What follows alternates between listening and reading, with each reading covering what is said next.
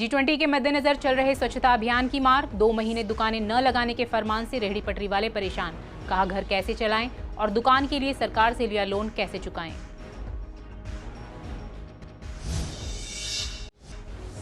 सब्जी और दालों के बाद अब मसालों ने रुलाया। टमाटर थोक में बिक रहा 170 से 200 रुपए किलो।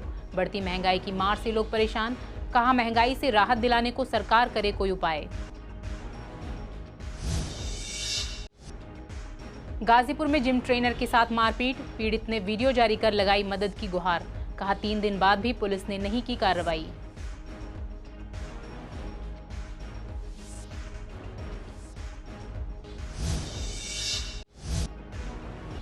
अपनी आंखों को हाथों से न छुएं, अपने हाथों को बार बार धोएं।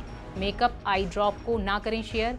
ड्रग कंट्रोल डिपार्टमेंट ने जारी की एडवाइजरी। डॉक्टर के परामर्श के बिना न दें दवाई।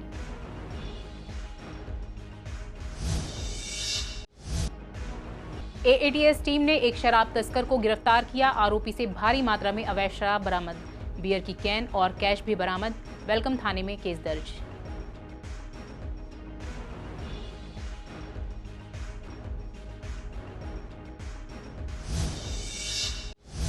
नमस्कार, स्वागत है आप सभी का। आप देख रहे हैं पूर्वी दिल्ली खास। मैं हूं पूनम। वक्त हो चला है बुलेटिन का। रुख करते हैं खबरों की ओर। G20 के मद्देनजर जगह जगह स्वच्छता अभियान चल रहा है, जिसमें रेहड़ी और पटरी पर लगी दुकानों को हटाया जा रहा है। इलाकों में बने तारों के जंजाल को भी हटाया जा रहा है। इसके तहत रेहड़ी पटरी वालों ने आज MCD दफ्तर के बाहर प्रोटेस्ट किया। उनका कहना है कि उन्होंने रेहड़ी पटरी पर जो दुकानें लगा रखी हैं वे गवर्नमेंट से अप्रूव्ड हैं और गवर्नमेंट ने उन्हें इसके लिए कागजात भी दिए हुए हैं। फिर भी G20 के तहत उन पर कार्रवाई की जा रही है और लगभग 2 महीने के लिए दुकान न लगाने के लिए कहा गया है। उनका गुजारा इन्हीं दुकानों से चलता है। दुकानें बंद होने से उन्हें काफ़ी दिक्कतें हो रही हैं। सरकार ने दुकान लगाने के लिए लोन की सुविधा भी दी थी। अब दुकान जब 2 महीने के लिए बंद कराई जाएगी तो लोन का भुगतान कैसे करेंगे। रेहड़ी पटरी वालों का कहना है कि अगर उनकी सुनवाई नहीं हुई तो वे अपना धरना जारी रखेंगे। देखिए, पूरे यहाँ पे ईस्ट जो साउथ सादरा जोन में जितने भी सर्टिफिकेट होल्डर्स हैं उनको हटाया जा रहा है। G20 के नाम पे कहा जा रहा है कि 2 महीने के बाद आओ। तो जब आपने सर्टिफिकेट इशू किया है, आपने लोगों को उनका काम करने के लिए सर्टिफिकेट दिया है, तो फिर आप किस हैसियत से आप उनको हटा रहे हो, पहला। दूसरा, जब टाउन वेंडिंग कमेटी है, आपको यदि कोई प्रॉब्लम है तो उसको टाउन वेंडिंग कमेटी के पास ले जाना चाहिए। टाउन वेंडिंग कमेटी के दिशा के अनुसार से काम करना चाहिए। आपने किसी के बारे कोई भी कमेटी में कुछ जिक्र नहीं किया। इच्छा किया कि हटाना है तो बस हटाना चालू, और वो भी 2 महीने के लिए बोला जा रहा है कि आप हट जाओ। तो आप कानूनी पोस्ट पे हो, आप चेयरमैन हो टाउन वेंडिंग कमेटी का, DC हो पूरे जोन का, तो आप ही ने सर्टिफिकेट इशू किया और आप ही बोलते हो इसका कोई वैल्यू नहीं है। तो ये हमें समझ में नहीं आता है कि जो सर्टिफिकेट आपने इशू किया, आज आप बोल रहे हो इसका कोई वैल्यू नहीं है, आप चले जाओ 2 महीने के लिए। कहाँ चले जाएगा कोई? और मेरा अधिकार है, मुझे सर्टिफिकेट मिला है तो मुझे रोजगार करने का अधिकार है, तो मैं रोजगार करूँगा। ये बात को निश्चित करने के लिए हम लोग आज यहाँ पे प्रदर्शन कर रहे हैं। मैं लक्ष्मी नगर में पटरी लगाती हूँ, वहाँ पे मैंने लगाया है तो मेरे को हटा दिया जा रहा है। माल भी फेंक दिया है मेरा और लगाने भी नहीं दे रहे हैं। अब हम लोग कहाँ जाएंगे, आप खुद ही बताइए। कपड़े की दुकान लगाता हूँ, सर्टिफिकेट मिला हुआ है। मैं MCD से 15 साल से मैं दुकान लगा रहा हूँ, लेकिन G20 के नाम पे हटा दिया गया। मैं बोला 2 महीने बाद लगाइए दुकान, अभी नहीं मिला हुआ। लोन भी ले रखा है, LOR भी है, COB भी है, सब कुछ है, सारे कागज है, उसके बाद भी हटा दिया गया है। यहाँ पर हम अपना रोजगार मांगने आए हैं, जो हमारे को वो मिली है उसका अधिकार मांगने आए हैं। हमें काम पर दिया, हम 2 महीने कहाँ से बैठ जाएंगे। लोग यहाँ आए हैं अपनी बात को रखने के लिए, और ये वेंडर सारे गरीब और परेशान है। इस समय जो यहाँ पे देख रहे हो आप, यहाँ पे अभी 1500 आदमी इकट्ठा हो जाएगा यहाँ पे, और इनकी परेशानी ये है कि PM स्वनिधि स्कीम के तहत इन्हें लोन का लाभ मिला हुआ है और इनको इनके अधिकार हैं। पत्रकारिता एक्ट 2014 बना हुआ है, उसके हिसाब से इनको हटा नहीं सकते, और हटा रहे हैं तो वैकल्पिक व्यवस्था होनी चाहिए। महंगाई की मार से लोग परेशान हैं। पहले ही सब्जी और दालों के दाम आसमान छू रहे हैं, अब तो मसालों के दाम भी बढ़ गए हैं। इस मुद्दे पर हमारे संवाददाता मोहित शर्मा ने पूर्वी दिल्ली के लोगों से बात की। लोगों का कहना है कि पहले गरीब लोग दाल, रोटी या चटनी खाकर गुजारा कर लेते थे, लेकिन अब तो दाल, मसाले भी महंगे हो गए हैं। तो क्या अब खाना ही छोड़ दें? सरकार को इस बारे में सोचना चाहिए। लगातार महंगाई बढ़ती जा रही है, आम जनता करे तो क्या करे। सरकार को लोगों को महंगाई से राहत दिलाने के लिए कोई ना कोई उपाय सोचना चाहिए। महंगाई ने तो बिल्कुल हमारी कमर तोड़ दिए, पूरा रसोई का बजट खराब हो रहा है हमारा। और दाल मसाले सब्जियां जो पहले 10 रुपए की थी 30 रुपए में मिलती है, दालें 100 की जगह 200 रुपए किलो हो गई। महंगी थी किसी भी घर में चले जाओ और सब्जी में टमाटर मिल जाए तो जब बताना। और अब मसाले कर दिए 1000 रुपए किलो से कोई नीचे नहीं है। दाल महंगी, मसाले महंगे, क्या करें, क्या खामें, क्या खाना तो पड़ेगा ही। सरकार क्या कर रही है? दाल साग सब्जी इतनी महंगी है कि क्या बताएं। बच्चों को रूखी रोटी देने पर सब मजबूर हो रहे हैं गरीब आदमी, कि उसकी थाली में सब्जी का अता पता ही नहीं है।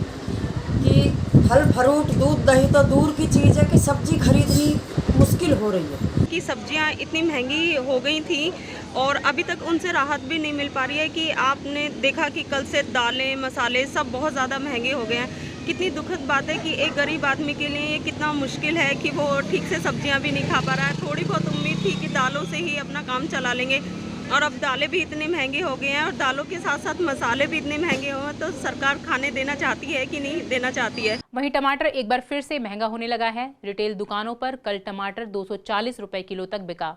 अगर टमाटर के थोक रेट की बात करें तो गाजीपुर मंडी में टमाटर 170 से 200 रुपए किलो तक बिक रहा है। इस बारे में हमारे संवाददाता एहरार चौधरी ने गाजीपुर मंडी के व्यापारियों से बात की।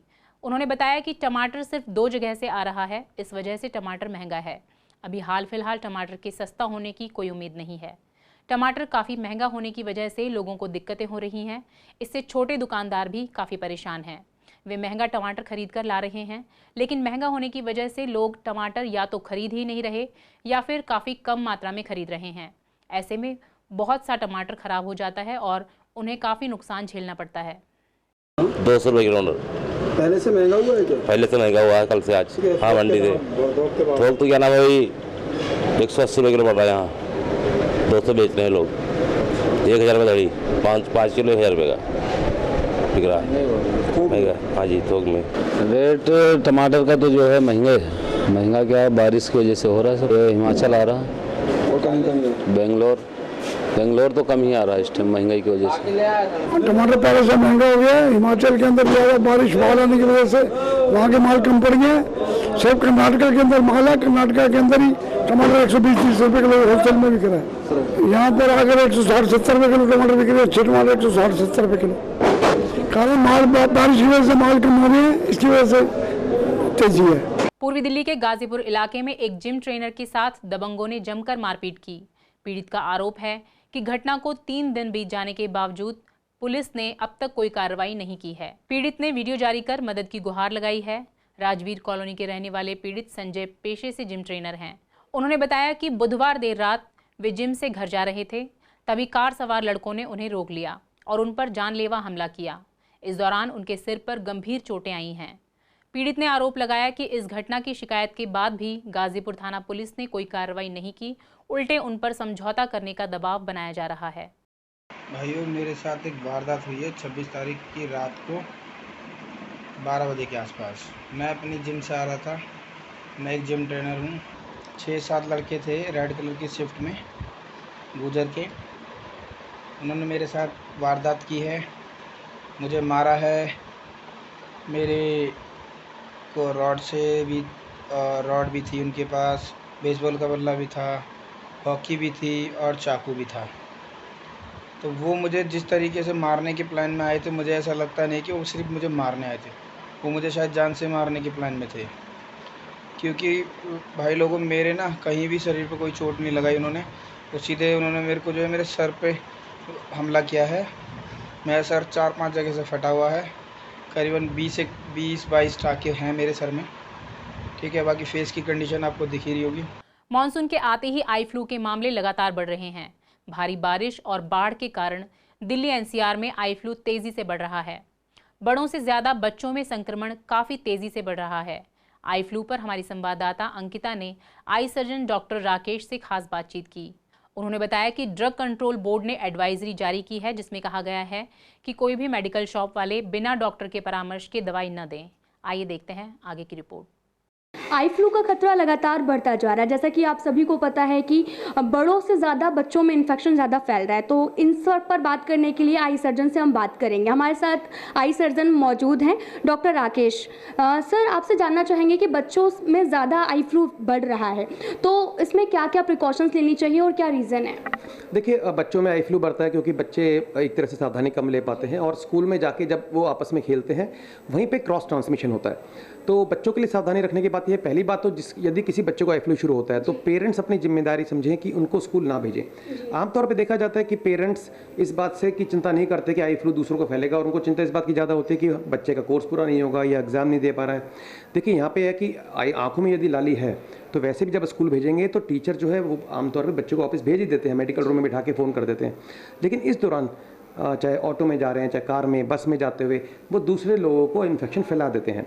तो बच्चों को, जब जिसको आई फ्लू हो उसको घर में रखें और अपने बच्चों को समझाएं कि थोड़ी थोड़ी देर में हाथों को सैनिटाइज करें और अननेसेसरी आंखों को छूने से बचें। 4 दिन से 7 दिन, ज़्यादातर मरीजों को मैं कहूँगा 80% मरीज इतने में ठीक हो रहे हैं, परंतु कुछ पेशेंट ऐसे भी हैं जो 2 हफ्ते ले रहे हैं और बहुत रेयरली 1 या 2% पेशेंट ऐसे भी हैं जिनको ठीक होने में 3 से 4 हफ्ते लग जाते हैं। जो ड्रग्स जो कंट्रोलर होते हैं उनसे उन्होंने भी कहा है केमिस्ट को कि जब तक डॉक्टर की प्रिस्क्रिप्शन ना हो तो दवाई ना दें। इसका मतलब क्या है दोस्तों कि पेशेंट को भी समझने की ज़रूरत है कि यदि आप बिना परामर्श के, बिना डॉक्टर को दिखाए दवाई लेंगे तो आपकी आंखों में समस्या बढ़ने के चांस हैं। हो सकता है आपकी डॉक्टर के फीस के पैसे बचा रहे हो आप, लेकिन यदि आंख में कॉम्प्लिकेशन हो जाएगी तो वो बहुत महंगी पड़ेगी।